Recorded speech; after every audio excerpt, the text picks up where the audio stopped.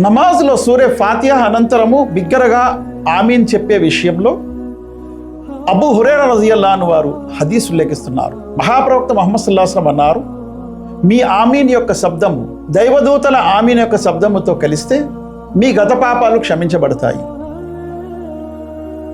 వాహిల్ bin హుజర్ రజియల్లాహు అన్హు వారు అంటున్నారు, నేను ప్రవక్త ముహమ్మద్ సల్లల్లాహు అలైహి వసల్లం వారి వెనుక నమాజ్ చేశాను. మహాప్రవక్త ముహమ్మద్ సల్లల్లాహు అలైహి వసల్లం వారు సూరే ఫాతిహా అనంతరము బిగ్గరగా ఆమీన్ అనేవారు. అలీ రజియల్లాహు అన్హు అంటున్నారు, ప్రవక్త సల్లల్లాహు అలైహి వసల్లం వారి వెనుక నేను నమాజ్ చేశాను.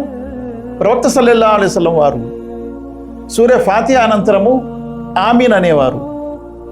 ఉమ్ముల్ ముమినీన్ ఆయిషా సిద్దికా రజియల్లాహు అన్హా అంటున్నారు,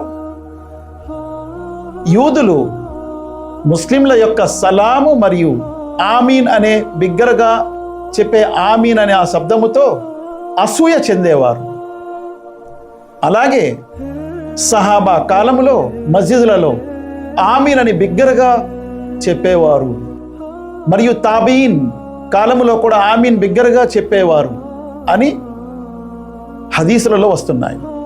దీని ఆధారాలు సహీ బుఖారీ హదీస్ నంబర్ 780, 781, 782, 4475, సహీ ముస్లిం హదీస్ నంబర్ 410, తిర్మిజీ హదీస్ నంబర్ 248, అబూ దావుద్ హదీస్ నంబర్ 932, 933, 34, 35,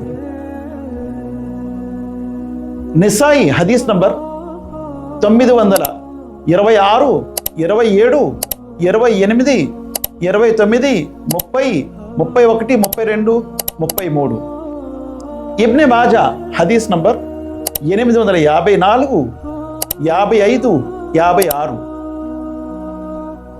సిల్సిలతు సహీ హదీస్ నంబర్ 691, సహీ ఇబ్నే ఖుజైమా హదీస్ నంబర్ 574, సునన్ కుబ్రా లిల్ బెహకీ హదీస్ నంబర్ 2445 నుండి 2454 వరకు.